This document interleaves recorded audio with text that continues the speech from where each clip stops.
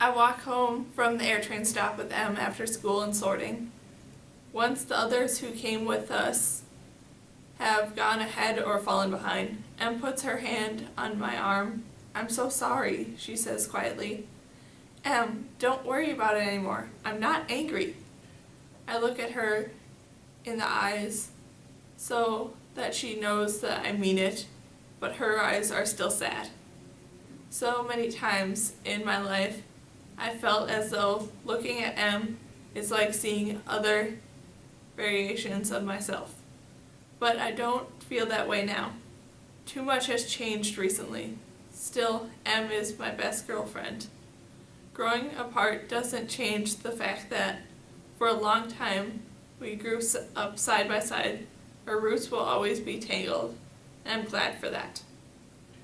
"You don't have to keep apologizing," I tell her. "I'm happy I lent it to you. At least we both are going to enjoy it before it was taken away." "I still don't understand," Em says softly.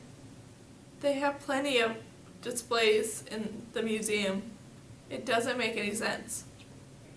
I've never heard anything so close to insubordination come out of Em's mouth before, and I grin at her. Maybe we aren't becoming so different after all.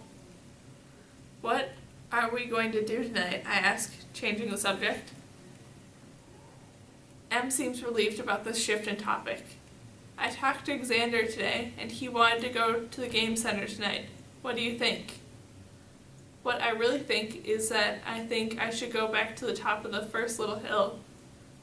And though the thought of being in the center of its stiffness and crowds when we could be sitting there talking under the clean night sky seemed like more than I could take.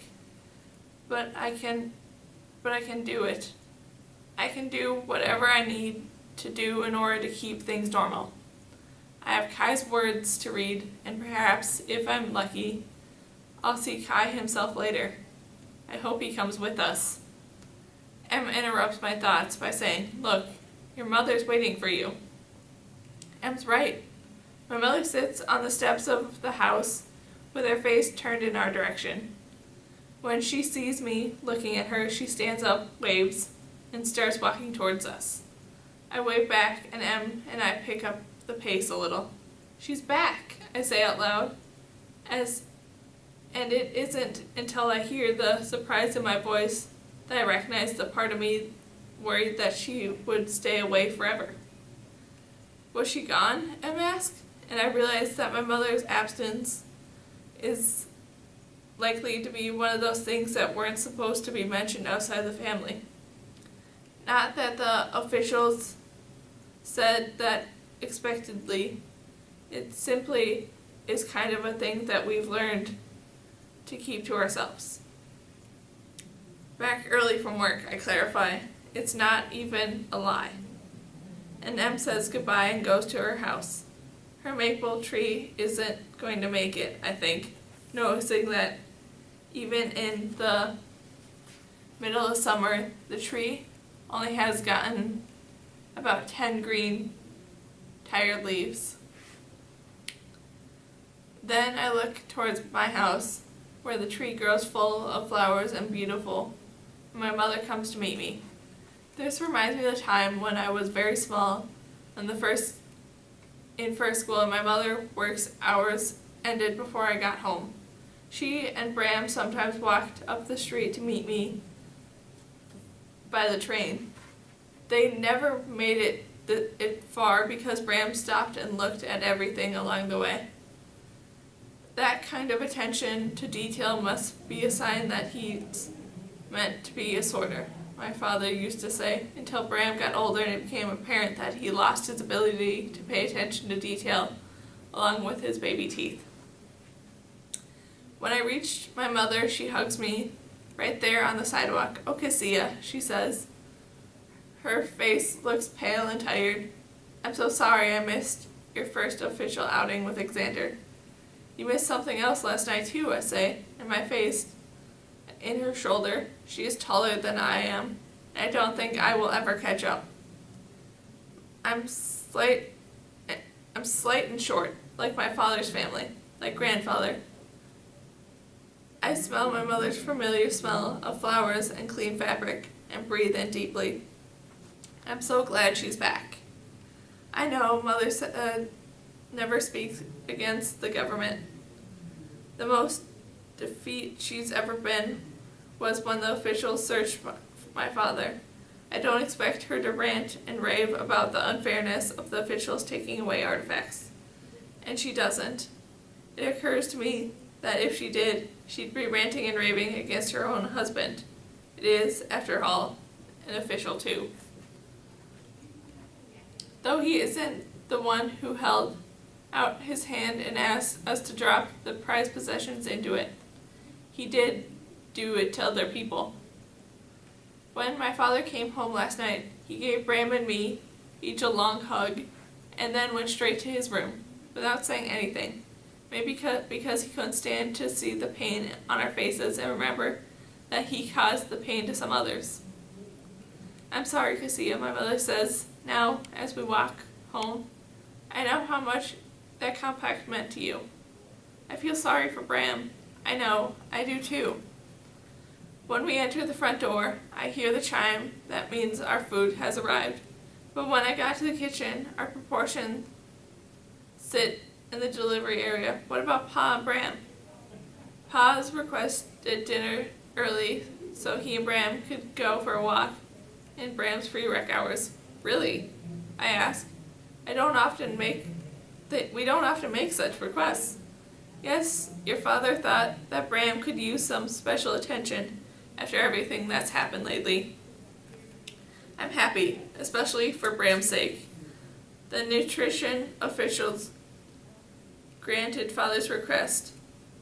Why didn't you go too? I wanted to see you. She smiles at me and then looks around the kitchen. We haven't eaten together in a long time, and of course I wanted to hear about your outing with Xander. We sit across from each other at the table and notice again how tired she looks. Tell me about your trip, I say before she can ask about last night. What did you see? I'm still not sure, she says softly, almost to herself, and then she straightens up. We went to another atrium and looked at some crops. After that, we got to go to some farmlands. It all took some time. But now everything's back to normal, right? For the most part. I have to write a formal report and submit it to the officials in charge of the atrium. What's the report about? I'm afraid it's confidential information, my mother says regretfully. We both fall silent, but it is for a good silence. A mother-daughter one. Her thoughts are far away somewhere, perhaps back in the atrium. Maybe she writes the reports in her mind. That's all with me, though. I relax and let my own thoughts go where they want, which is to Kai. Thinking about Xander, my mother says, giving me a knowing smile. I always dreamed about your father, too. I smile back. There's no point in telling her that I'm thinking about the wrong boy. No, the wrong boy. Kai may be an aberration, but there's nothing about him that's defective. It's our government, that classification system. All of their systems are wrong, including the matching system. If the system was wrong and false and unreal, then what about the love between my parents? If the love was born because of society, can it still be good and real and right? This is a question I can't get out of my mind. I want the answer to be yes, that their love is true. I want it to have beauty and reality independent of anything else. I should get ready to go to the game center, I tell her. She yawns. You should go to sleep. We could talk more tomorrow. Well, maybe I'll rest for a while, she says. We both stand up and take her foilware container to the recycling bin. For her and her carries my water bottle and synthesizer for me. Come, say goodbye before you leave, though, won't you? Of course. My mother goes to her room and I slip into mine. I have a few minutes before my duties. I'm due to meet everyone. Do I have time to read a little bit more Kai's story? I decide that I do, and I pull the crumpled napkin from my pocket. I want to know more about Kai before I see him tonight. I feel as if the two of us are our true selves when we are hiking in the trees and on the hills. When we are with everyone else on Saturday nights, though, it becomes difficult. We go through the forest of complicated and full of tangles, and there's no stone cranes to guide us except for the ones that we build ourselves. Sitting on my bed, I read and glance again at the spot on my clothes where I keep my compact. I feel a sharp pain of loss and turn back to Kai's story. But as I read, the tears slip down my cheek, and I realize I do not know anything about loss. In the middle of the crease, Kai drew a village, a little house, little people, but all the people lie prone on their backs.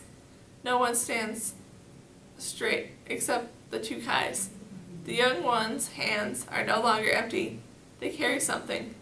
One holds the word mother, slumping over the edge of his hand, shaped like a little body.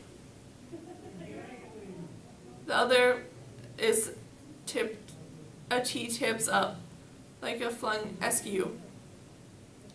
The other hand holds the word father, and that word lies too, still too. The young Kai's shoulders are bent with the weight of those two little words, and his face still tips up to the sky where he sees the rain had turned into something dark, something deadly and solid.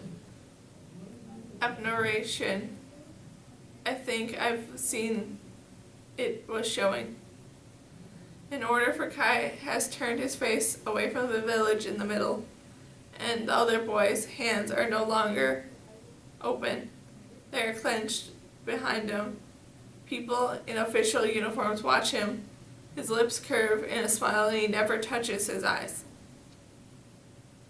He wears plain clothes, a line of indicated in crisp and crease, and he's ironed them neat. At first, when the rain fell from the sky so wide and deep, it smelled like sage, my favorite smell. I went up to the plateau to watch it all, and with the gifts it always brought, from the rain changed from blue to black and left nothing.